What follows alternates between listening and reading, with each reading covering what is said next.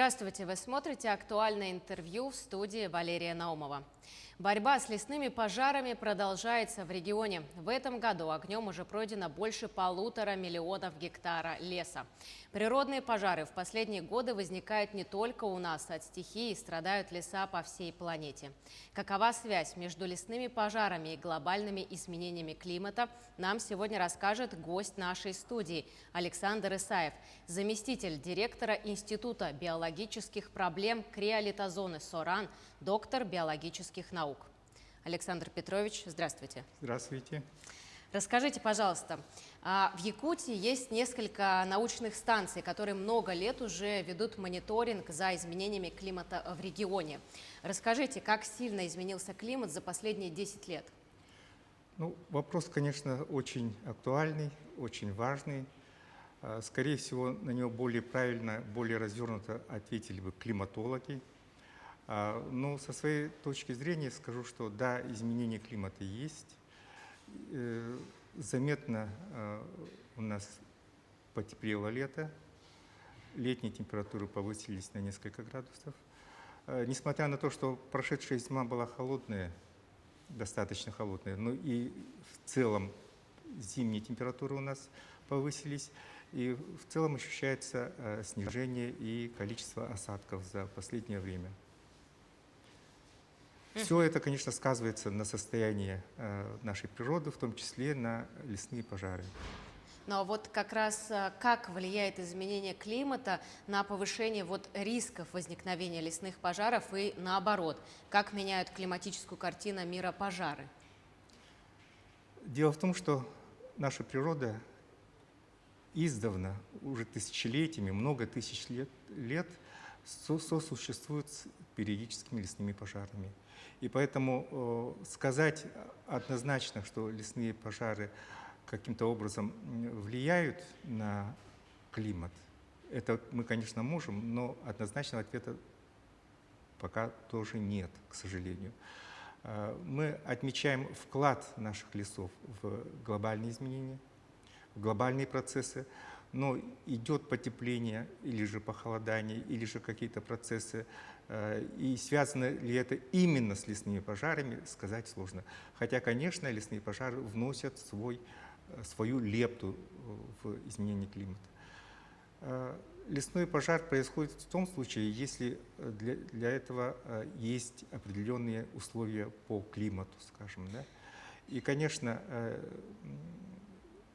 потепление климата, изменение климата напрямую влияет на горимость лесов, на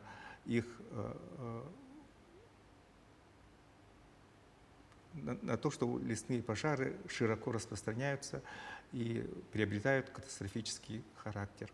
С другой стороны, и сами лесные пожары зависят от климата.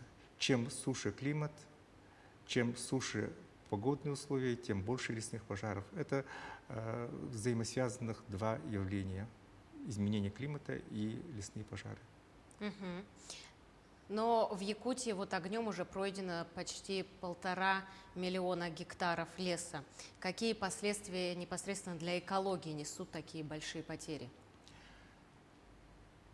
1,5 миллиона – это очень большая сумма, очень большая цифра. И, конечно, ощущает это наша природа достаточно сильно, это воздействие лесных пожаров. Почему? Потому что во время пожара гибнет не только лес, но и вся флора, фауна, которая там есть. Изменяется состав воздуха, дышать нечем становится. Очень много выделяется углекислого газа, угарного газа, что сказывается и на здоровье людей. Влияние пожаров очень разнообразно, но, с другой стороны, не всегда оно однозначно отрицательное. Есть и некоторые положительные стороны влияния лесных пожаров. Например, я уже говорил, что наши леса сформировались в условиях лесных пожаров, и поэтому так уж получилось, что без лесных пожаров наши леса плохо восстанавливаются, плохо идет восстановление лесов. наши деревья не любят своих детей, и под пологом материнского хорошо развитого леса поросль не идет. И только после нарушения какого-то подстилки, покрова идет хорошее восстановление подростом, самосевом наших древесных пород. В связи с этим это не означает, что они однозначно положительны для деревьев, но наши деревья могут адаптироваться, они адаптированы, они могут противостоять воздействию огня за счет толстой коры, за счет хорошей очищаемости, за счет высокой семенной продуктивности и многих других приспособительных свойств, которые они приобрели в ходе эволюции, в ходе истории за многие тысячи лет.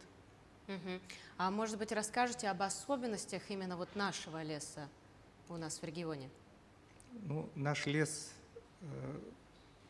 нам повезло с основными древесными породами. Почти 80 или даже 90% всех наших лесов – это лиственничная тайга, светлохвойная лиственничная тайга. На втором месте у нас сосновые леса, есть березовые леса, чуть-чуть еловые, чуть-чуть пихта, кедровые леса. Но основу все-таки составляет светлохвойная тайга, которая в том-то и дело, что является не просто пионером зарастания, но и самым приспособленным к воздействию лесных пожаров, огню древесной породы. Не зря их называют пирофитными растениями, то есть растениями, приспособленными к воздействию огня. Но в связи с тем, что без огня, мы уже выяснили, лес восстанавливаться не может, плохо восстанавливается, то еще вторым фактором, способствующим развитию лесной растительности в Якутии, является вечная мерзлота. Ну, то, что мы называем вечной, ничего вечного в жизни нет, но многолетняя мерзлота, она способствует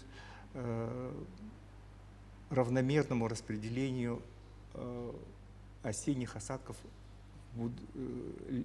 летом будущего года. И деревья могут расти в условиях, которые сопоставимы с полупустыней и степными регионами более южных, западных регионах, скажем. Да? В связи с этим, не будь мерзлоты, у нас не было бы и лесов. То есть все в наших лесах взаимосвязано. Не будь лесов, не было бы мерзлоты в том виде, в котором она есть, скажем, да. Не будь мерзлоты, не было бы наших лесов как таковых, не будь пожаров, не было бы восстановления, лес бы не восстанавливался нормальным образом. Если бы лес не восстанавливался нормальным образом, значит не было бы лесов, и не было бы лесов, опять же, это все сказывается на мерзлоте, по крайней мере, на верхней части, на сезонно-талом слое нашей многолетней мерзлоты. Особенностью наших лесов является то, что они у нас низкорослые достаточно, но в то же время очень долгоживущие. Рекордсменами среди деревьев, среди лиственниц во всем мире является лиственница каяндары, которая произрастает в Алаиховском районе, чуть севернее Чукурдаха. Там произрастают лиственницы, возраст которых исчисляется тысячи и более лет. Они живы до сих пор, их необходимо охранять, их необходимо оберегать. Вот это одни из самых долгоживущих наших живых организмов на территории нашей республики и, скорее всего, и России в целом тоже. Ну, в пятерку долгожителей входят. А вот по поводу охраны леса, каким должен быть лес для того, чтобы снизить факторы его возгорания, если можно так сказать? Для того, чтобы бороться с пожарами, необходимо основных три составляющие. Вот Сейчас мы сталкиваемся с основной проблемой, это проблема тушения пожаров. Да. Но для того, чтобы тушить пожары, чтобы бороться с лесными пожарами, необходимо нормально прогнозировать места, где может возникнуть лесные пожары, время, когда эти лесные пожары могут возникнуть. И немаловажная, а может быть самая важная составляющая — это профилактика лесных пожаров. Это проведение рубок ухода, это санитарные рубки, это сбор валежа, это проведение различных агротехнических мероприятий, снижающих пожарную опасность в лесу. Почему у нас лес горит? Потому что есть чему гореть. У нас очень жаркое, короткое лето, за которое вот весь опад, подстилка не успевает перегнить. И очень много материалов, которые могут сгореть за летний период. Лето сухое и короткое. Биологического разложения, ну, оно минимальное. Бактерии у нас не в почете в наших лесах, скажем так. Да? И поэтому, конечно, важно человеку вмешиваться в этот процесс, чтобы не допускать разрастания лесных пожаров. Ведь живое дерево, живое растение, оно особо-то и само по себе не горит. Вот если оно готово сгореть, вот тогда и возникает лесной пожар и распространяется на большие-большие территории. А как вы относитесь к сельскохозяйственным палам? В какое время года, возможно, их лучше применять? Ну вот, скорее всего, одной из причин широкого распространения лесных пожаров является то решение, которое было, по-моему, то ли в 2010, то ли в 2011 году, принято о запрещении лесных сельскохозяйственных палов. Старика, она очень хороший проводник горения. Пожары очень быстро распространяются по сухим речкам, скажем, да, по аласам, по там, где сухая, много сухой травы. Поэтому, конечно, все необходимо, ко всему подходить комплексно.